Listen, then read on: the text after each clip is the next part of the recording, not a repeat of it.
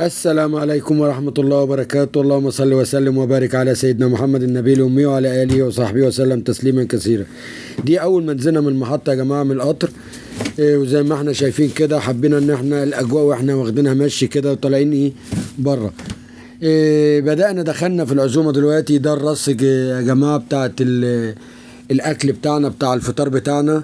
وكانت بسم الله ما شاء الله، الله أكبر. كانت عزومة بسم الله ما شاء الله. النفسية كانت حلوة، كانت مرضية. والعمل اللي بيعمل خير سبحان الله، يعني بيجبر خاطر حد، بيستقبل حد بقاله فترة مثلا ما شافوش. دي بتبقى حاجة حلوة كبيرة جدا عند ربنا. وزي ما انتم شايفين، انا حبيت ان انا اصور لكم الاكل اللي كان موجود. كان في رز، كان في لسان العصفور، كان في شيبسي، في سلطة.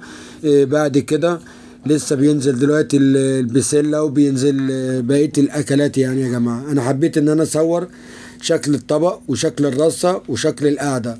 ده احنا على السطح يا جماعة بتاع البيت عند حماتي. بدأت ان انا اصور واحدة واحدة برضو، عشان ان انتوا تشوفوا الدنيا ايه والرصة شكلها عامل ايه، مع كوباية التمر هندي، مع بعد كده كوبايات المية. نزلت ان ده تحضيرات قبل الفطار. كان قدامنا بالظبط حوالي 10 دقايق على ما بنجهز والكلام ده، بحيث ان الناس موجودة تحت في الشقة، في هنا موجودين. بدأنا هنا بقى المدفع ضرب والأذان ادن وقلنا الله أكبر. هنا الهندسة بينزل ومتابع الدنيا، وكل الناس واقفين على حمل رجل واحد. والحمد لله الحمد لله، ربنا جبرنا وكرمنا بفعل اللي احنا عملناه ده. وزي ما انتم شايفين يا جماعة، دول أهالينا برضو يا جماعة، دول من تبع البيت وقريب أم أحمد يعني.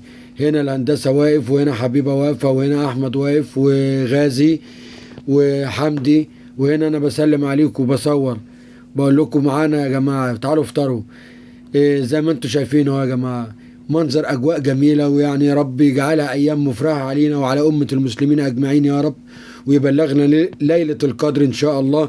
اللهم إنك عفو كريم تحب العفو فاعف عنا، ويصلح أحوالنا، ويستر عوراتنا، ويأمن روعاتنا يا رب، ويرحم موتانا، ويشفي مرضانا، ويصلح أحوالنا وأحوال عيالنا يا كريم يا رب.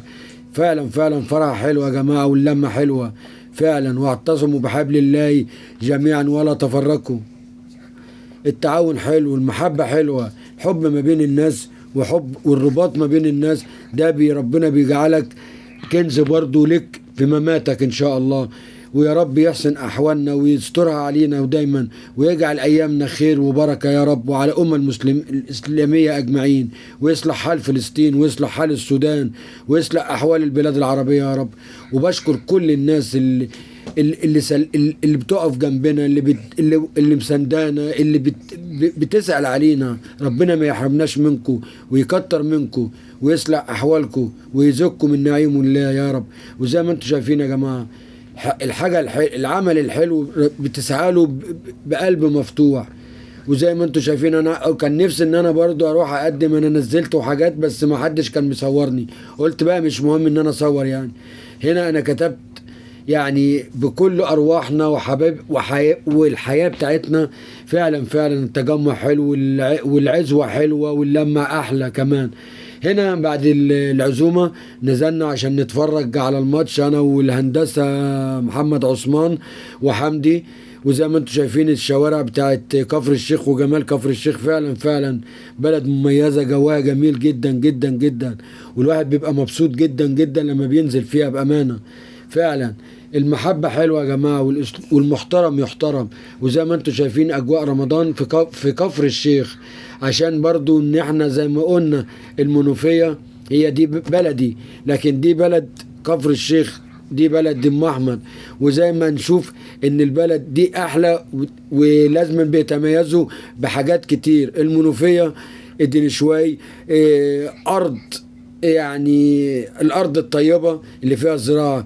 كفر الشيخ ارض السمك، ارض الرز، ارض الخير. ويا رب يجعل احوال بلادنا جميعا كلها بخير ان شاء الله رب العالمين. واحنا ماشيين بقى ورايحين على الماتش بقى، انا والهندسه والاستاذ حمدي وزي ما انتم شايفين الاجواء برضو كانت اجواء رمضانيه فعلا. والواحد فعلا فعلا حسيت باليومين اللي انا باجي فيهم بغير فيهم جو. تسلم تسلم يا كفر الشيخ. السلام عليكم ورحمه الله وبركاته.